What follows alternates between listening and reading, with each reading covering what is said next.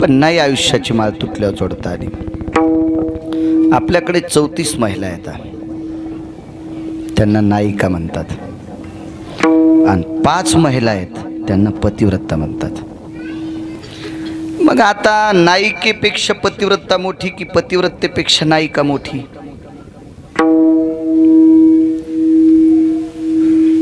आपण नाही डोकं लावायचं त्याला.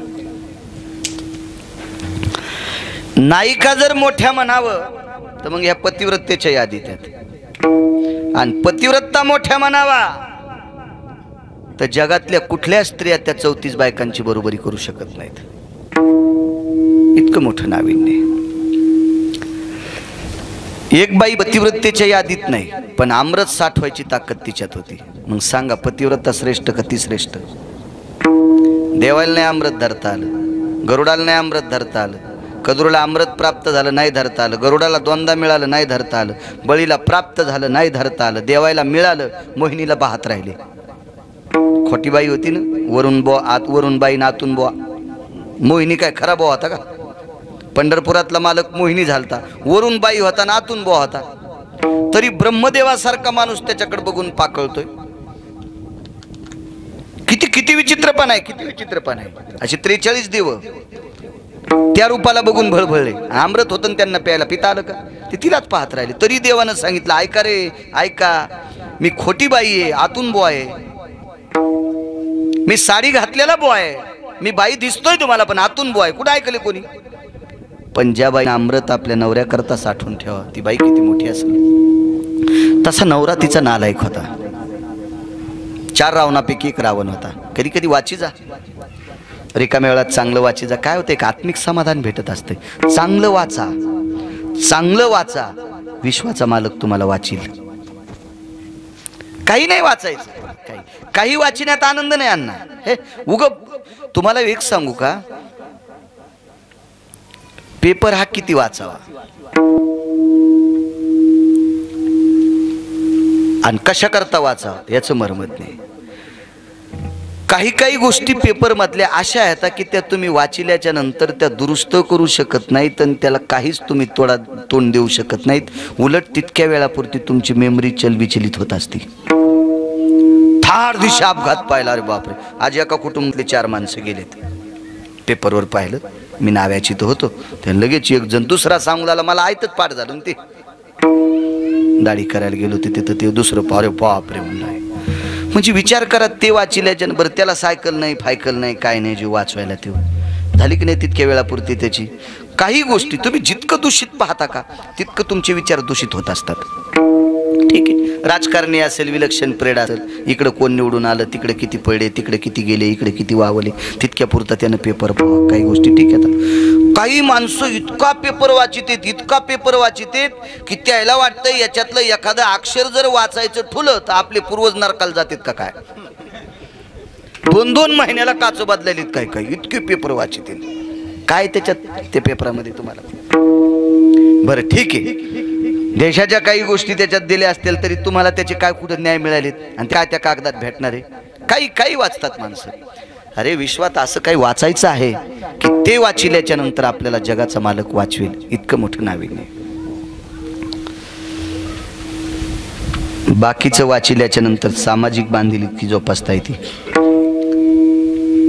आणि नुसते पुष्कतक वाचिल्याच्या नंतर एखादं पद मिळू शकते. माझ्या जीवनात 5 कलेक्टर आले, म्हणजे भेटीगाठीचा योग आला. फार लग्न फार जवळीकता त्यांची. मला काही गरज पडली नाही बिचारायला काम सांगायची. आपलं काम पंढरपुरातला करायला आणि कशाला खालच्याला सांगायचं, आणि काही गरजच पडली नाही. मला सांगा, आपले डोळेच दुखणं, डॉक्टरकडे कशाला जायचं? काही गरज नाही. संन्याशान लुगड्याचा भाव करायचा नाही, बायकूत नाही त्याला, त्यानं कशा लुगड्याचा भाव करायचा? चुकीच्या गोष्टी आहेत ना ते. पण माझ्या जीवनात मी सहज विचारायचं, का हो ते मागे एकदा असं तुमच्या जिल्ह्यात झालं तर त्याला तुम्ही कसं निवारण केलं? ते म्हणले, महाराज मी दिल्लीला क्लास केले, आणि दिल्लीला क्लास केल्याच्या नंतर कलेक्टरची परीक्षा पास झालो, पण एवढी जनावरं अतिवृष्टीत वाहून गेले, ते आमच्या पाठात शिकलं नव्हतं. ते मला तिथला ग्रामसेवक, तिथला तलाठी, जिल्हा परिषदचे काही लोक काही या सगळ्या लोकांची मीटिंग लावली. मग त्यानं सांगितलं हे कोणी खेड्यात शिकलेलं, कोणी वड्याचं पाणी पिलेलं, कोणी कुठं शिकलेलं, त्याला त्यांनी त्या आपत्तीवर निवारण करण्याची ताकद त्या ह्याच्यात होती. फक्त शिकावं आमचं दिल्लीला क्लास करून शिकलेलं त्याला इकडे प्रापंचिक बांधील का काय करणार आहेत खालच्या, त्याला काय लक्षात येणार आहे? त्याला कलेक्टर असेल, मी वाईट म्हणतो असा विषय नाही, पण त्याला बाकीचं काय करणार बाया, काय करू शकते त्याला?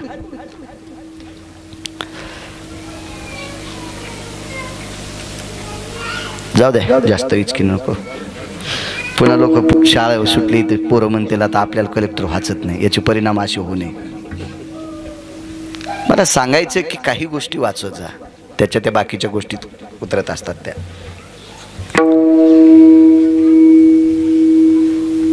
चंद्रसेना नावाची स्त्री, हिने अमृत साठवलं आणि चंद्र सूर्याला स्वतः प्रत्यक्ष सांगितलं, ए दिनपती, ए निशापती. निशापती म्हणजे चंद्र, दिनपती म्हणजे सूर्य. तेजो कांती भय भास्करो दिनपती निशापती भय व्याप्तिर्जन्य कृत्रहा ममम ललाटम प्रपटले कुमकुमम आर्जितम तम जायते सर्वानाम चिरकाल संस्थितः. हे जोपर्यंत चंद्र सूर्य आहेत तोपर्यंत माझ्या कपाळावर चुकून खुपसायची ताकद कोणात नाही. काय बाई असेल होती, किती मोठी बाई असेल, पण हिचं कुंकू त्या दिवशी पुसलं, एक संन्यासी फुटला. एका संन्याशानं चूक केली, त्या संन्याशाचं नाव मारुतीराय. हो, ते भुंगे मारले. चला असू द्या, बाई किती अधिकारी होती सांगतो तुम्हाला. ज्या संन्याशाने भुंगे मारले त्याला शाप द्याला, ही शेपटी तुला राहणार नाही. रामेश्वरला शेपटी नाही मारुतीरायला. आणि ज्या पायाच्या अंगठ्यानं पंढरपुरातल्या मालकानी तिचा पलंग मोडला, तिनं शाप द्याला, याच अंगठ्याला बांधला आणि तू जाशील. भिल्ले विंधिले शारंधर. काय बाईची ताकद असेल वारकरी बुवा. शाप द्याल्यावर देव त्या तिथीला मरतो हा शब्द ऐकायला बरा वाटत नाही, पण दुसरा सांगू कोणता? देवाला इहलोकातली यात्रा सोडावी लागते त्या बाईच्या म्हणण्यानुसार. महाराज विश्वातला एक नंबरचा संन्यासी, बुद्धिमतान वरिष्ठम, त्याच्यासारखा निष्कलंक कोणी जीवन जगलेला माणूस नाही, पण त्याला बिना शेपटीचं रामेश्वरला राहावं लागतंय. काही बाई असेल, पण त्या बाई अमृत नवऱ्यासाठी प्राप्ती स्थापित केलं. इतकी बाई जगात आधिपत्यात, ती 34 नायकीपैकी एक चंद्रसेना. तिच्या सुद्धा आयुष्याची माळ तुटली, तुटला आयुष्याचा दोरा. किती मोठी अधिकारी बाई होती. या 34 पैकी गांधारी एक बघा.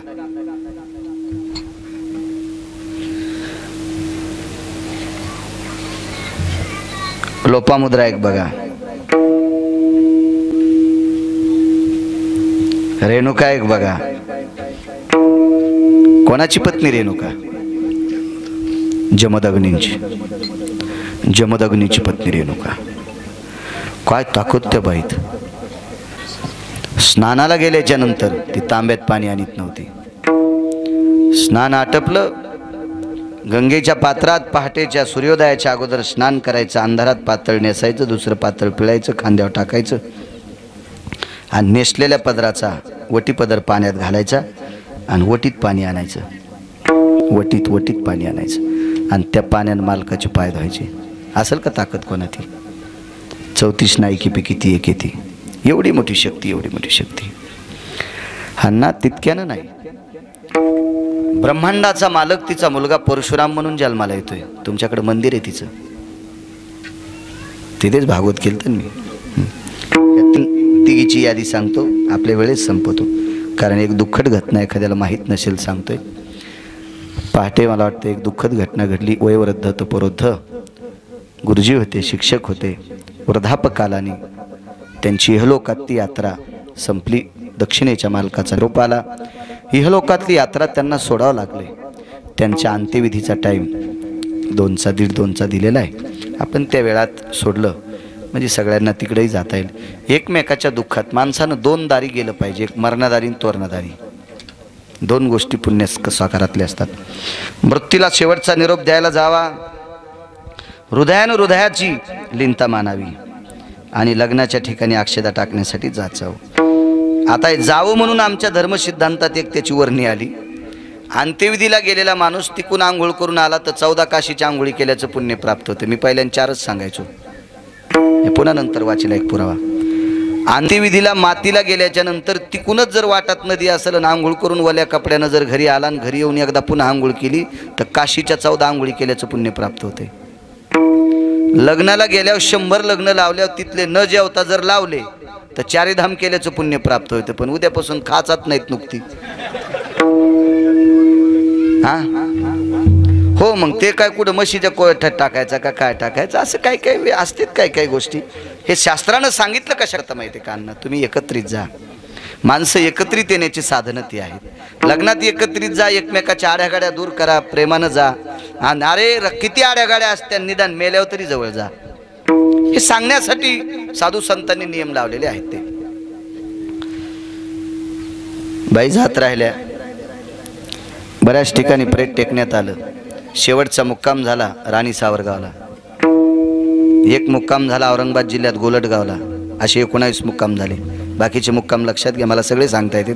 तुम्ही म्हणता तुला पाठ नाही, बाकीचे काहून सांगा ना, तुम्ही बी लक्षात ठेवत जा. किंवा दुसरा महाराज आला विचारायचं त्याला, कारण तुम्ही जितके हुशार होताल का तितके आमचे लोक वाचित राहतील. तुम्ही नाही हुशारी केली की मग आमचं चलत यालाची बेलाला आणि शिमग्याच्या तेलाला चलत राहतं. काय तर आहे की नाही सुरेश बोते, तुम्ही हुशार व्हायचं. अहो तुम्ही इतके हुशार झाले पाहिजे की आमच्या बोलताना कष्टातून घाम निघला पाहिजे. अरे बाप रे, आता काय सांगावं लोकांच्या पुढे असं वाटलं पाहिजे. परशुराम नावाच्या मुलाला सांगितलं, बाळा मला आवडेल तिथे अंत्यविधी कर. आवडला माहूरचा डोंगर, तिथं अंत्यविधी कर. बाळा एक नियम आहे माझा, मला भडाग्नी दिल्याच्या नंतर मी 3 हाका मारीन. 3 हाका मारल्याच्या नंतर तू पाठीमागं बघायचं. भडाग्नी दिला की गाडगं फोडतात. कुळनाम रूपाशी दिली तिळांजुळी, शरीर ज्याचे त्याशी समर्पिले. फिरविला घट फोडीला चरणी, महावाक्य ध्वनी बोंब झाली. देहूतल्या मालकांचं वाक्य. म्हणून गाडगं फोडण्याची पद्धत आहे. बरं, तोंडावर उलटी मुठ का मारतात याचंही शास्त्र आहे. किती किती सांगायचं, पण पुन्हा कधी बघू. पहिला आवाज आला परशुराम. आईनं सांगितलं होतं मागं पाहायचं नाही, पण दुसरा आवाज कोमल आला, परशुराम. कोमल आवाज आला. आई हाक मारते, मागं फिरून पाहिलं, इतकंच प्रेट वर आलतं. म्हणून विश्वात तितक्यात डोक्याची पूजा आहे, रेणुक्याच्या पूर्ण शरीराची पूजा नाही, फक्त तांदळाचीच पूजा आहे. काय ताकद असेल त्याच्या पाठीमाग रेणुका पुराणातला सिद्धांत आहे. ती 34 नायकीपैकी एक माऊली आली, चंद्रसेना रेणुका 2. चला, महर्षी अगस्तींची धर्मपत्नी किती मोठी बाई. रावणानं पाठवलेली काही राक्षस, त्रिशरा, खर, दूषण, ही 14 अशी कितीतरी राक्षस आलती. त्याच्यातला एक नालायक राक्षस सागरात जाऊन लपला. घरी आले सांगितलं, मुद्रा. कधी लोपा म्हणायचे, कधी मुद्रा म्हणायचे. हे लोपा मुद्रा. जी मालक. ते मूर्ख राक्षस समुद्रात लग. काय करावं, काय करावं, काय करावं. वैकुंठवासी माधव महाराज मगर सांगायचे, दारुरकर शास्त्री सांगायचे, डोंगरोजी महाराज सांगायचे.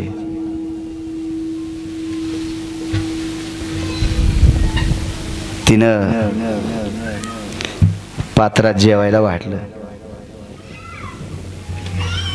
तेजो भयस्थितो ललाटम प्रपटले आरजीवो भास्करो दिनकरो सकला स्थिततेजायाम पती परमेश्वराय नमः. भोजन केलं. कागमणी एवढ्याच कोरा खाल्ल्याच्या नंतर पोट भरतंय, इतकं इतकं केल्यावर पोट भरतंय. आज तुझ्या हातचा एक घास खाल्ला की तृप्तीचा ढेकर जा म्हणे. आज तुम्ही तृप्तीचा ढेकर याच्या करता दिलाय, तुमचं उदर इतकं मोठं झालंय की त्याच्यात समुद्र बसू शकतो. त्याचे 4 श्लोक आले पुढं, तो पुढचा विषय. कधी योग आला तर पुन्हा सांगेल. सगळं कसं सांगता येईल. जमीन 300 एकर, बैल 2, अण्णा कशी पाळी होईल. आणि मग सागराच्या तीरावर गेले. एकाच म्हणे माझा पिता जायाने प्राशीला. एका खोटाच समुद्र पेला. एवढं उदर होण्याची ताकद कोणाची ताकद आहे? बायकोची. पंढरपुरातल्या मालकाला ठराविक नालायक मारायचे होते, पण ते नालायक पंढरपुरातल्या मालकाच्या हातानं मरत नव्हते. याचं एकमेव कारण होतं त्यांच्या बायका अधिकारी होत्या. चंद्रसेना अधिकारी होती म्हणून ते मरत नव्हतं. मारुतीला जावं लागलं. औरंदा अधिकारी होती म्हणून जालिंदर मरत नव्हता. मंदोदरी अधिकारी होती म्हणून रावण मरत नव्हता. रावणाला मारण्यासाठी त्याचा भाऊ फोडावा लागला. त्याच्या बहिणीच्या मनात नालायक विचार आणावं लागले. शास्त्र आहे. तुम्हाला एक सांगू, कौरव मरत नव्हते राजो, कौरव मरत नव्हते. कौरव मारण्यासाठी सगळ्यात मोठा पापी व्यक्ती बोलवला त्यांचा मामा, फार मोठा. सांगतो पुढचा मुद्दा एक, पुन्हा आठवत नाही मला. भीमाला सांगितलं, दादा दुर्योधन समोर आला की गदा हाना. अशी गदाच फिरवायचा भीम, कर कर कर कर कर कर सोडायचा. देवान म्हणायचं थांब उद्या, थांब थांब उद्या. हा असं करता करता 10-12 दिवस गेले. भीमानं सांगितलं, देवा आज गदा असा अंसाट्यात आला, नेम धरलाय, एका ठोक्यात मांडी उडीणार. तुम्ही थांब म्हणता, उद्या म्हणता, आणि उद्या असं नेम धरला की परवा म्हणता. नेमकं काय? अरे बाबा मी का तुझ्या विरोधातला आहे का काय? गाडीत तू याच बसायला प्रचार तूच करायला. गाडीत तू ह्या बसून प्रचार दुसऱ्याचा करीन मी, असं नाही मोह काम.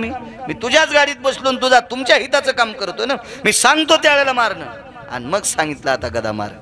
गदा मारल्याबरोबर दुर्योधन खाली पडला. संध्याकाळी विचारलं, इतक्या दिवस का नाही मारू दिली? कारण दुर्योधन त्याच दिवशी चुकला होता. त्या दिवशी आईचं दर्शन घेऊन आला नव्हता.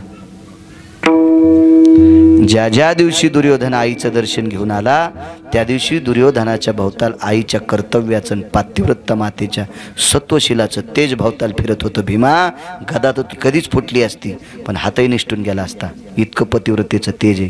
पण आज नालायक दुर्योधन आईच्या पाया पडून आला नाही, म्हणून तुझ्या गदेचा प्रहार केलाय. दुर्योधना मारिली गदा. हो मग गदा इतकी ताकद होती गांधारीची. भीमाचं पंढरपुरातल्या बालकाचं चालत नव्हतं त्याच्यावर, एवढी अफाट शक्ती होती, अफाट शक्ती पतिव्रतेची. एक मुद्दा सांगतो तुम्हाला. वनामध्ये धृतराष्ट्र गांधारी आहेत. कौरव मृत्यू पावल्याच्या नंतर तुटला आयुष्याचा दोरा सांगतोय. वनात गांधारी आणि धृतराष्ट्र. तर त्या वनामध्ये हिंस्र पशु असायचे. वाघ, सिंह, लांडगं, कोल्हे, तरस, बिबटे आदी करून ती पशु पक्षी होती हिंस्र. अशी पावलं वाजल्याबरोबर धृतराष्ट्रानं गांधारीच्या मांडीवर हात टेकायचा. गांधारीच्या मांडीवर हात टेकायचा. कुलकर्णी काका, गांधारीच्या अंतकरणातलं पतिव्रतेच्या सेवेचं कवच मालकाच्या अंगावर गेलं की वाघ फिरून जात होता. फिरून जायचा अण्णा, वाघ वापस फिरायचा.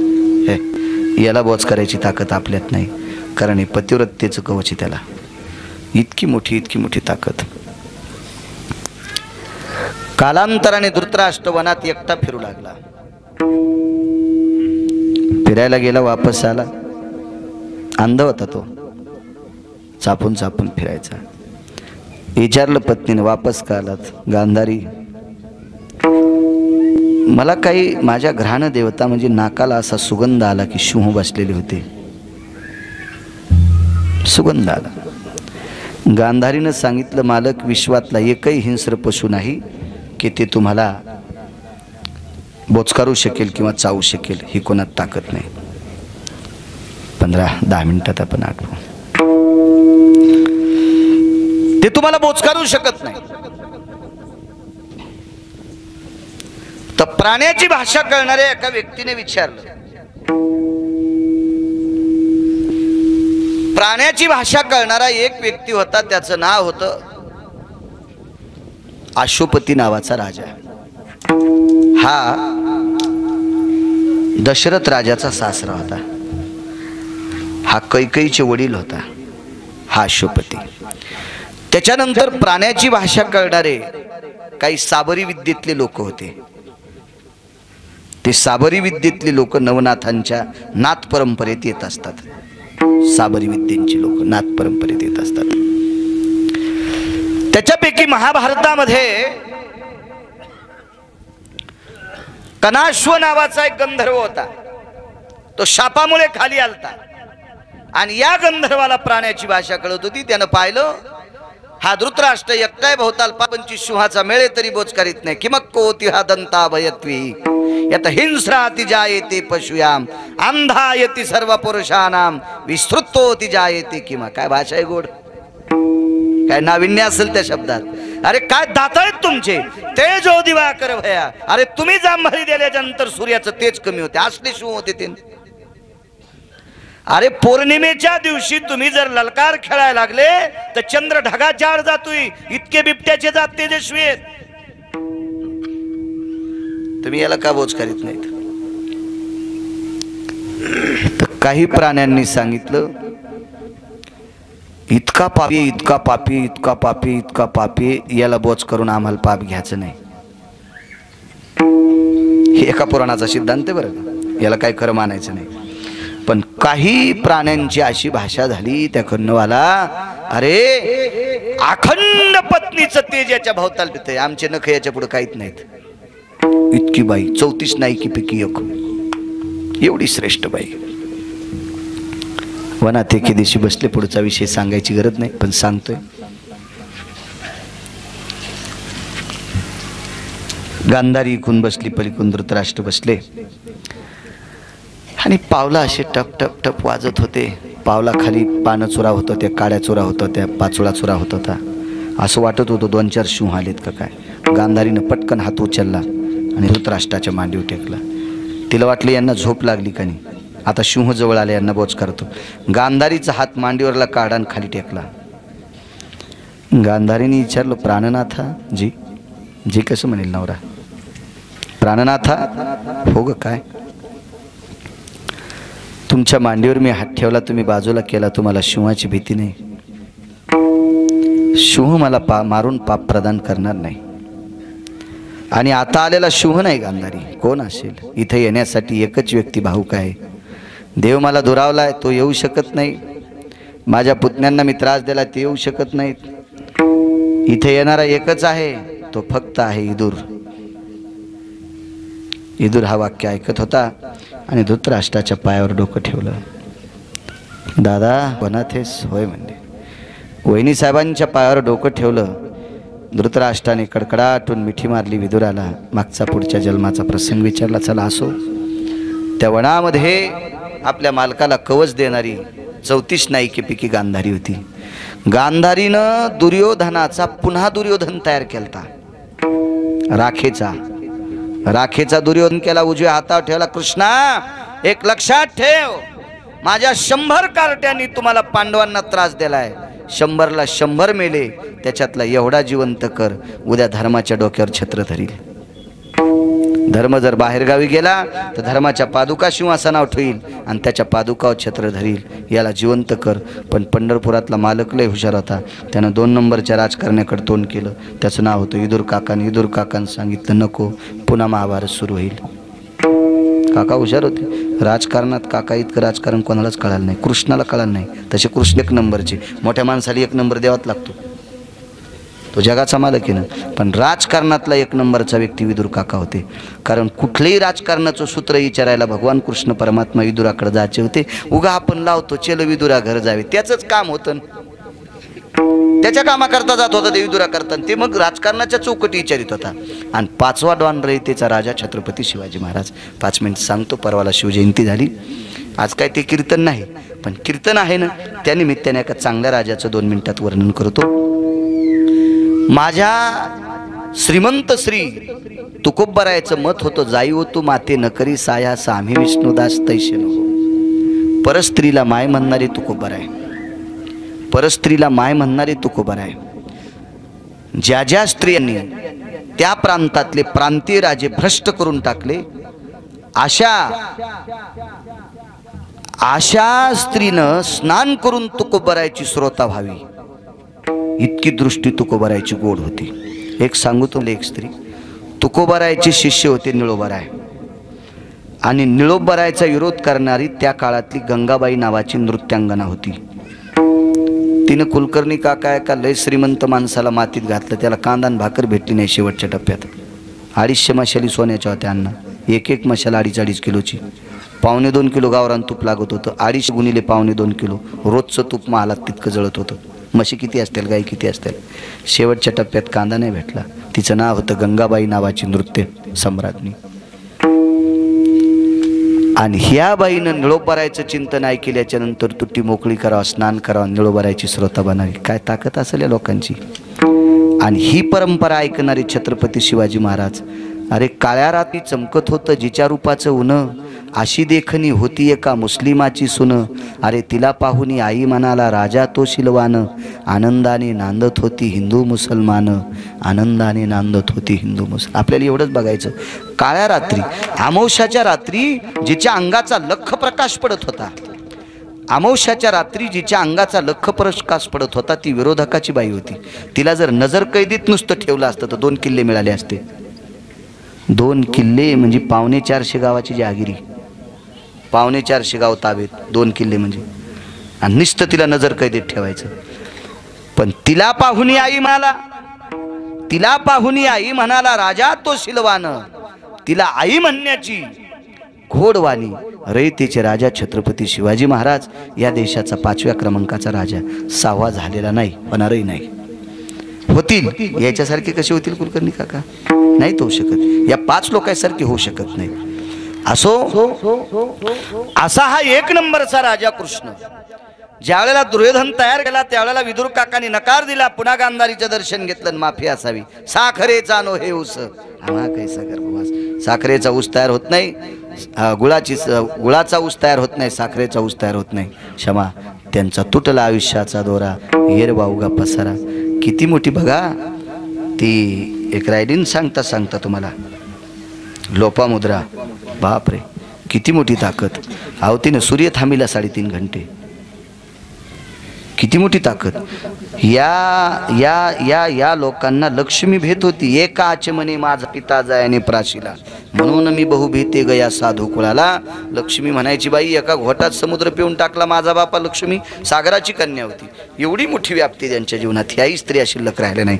तुटला आयुष्याचा दोरा, येर बाऊगा पसारा. विठोबा रखुमाई, विठोबा रखुमाई.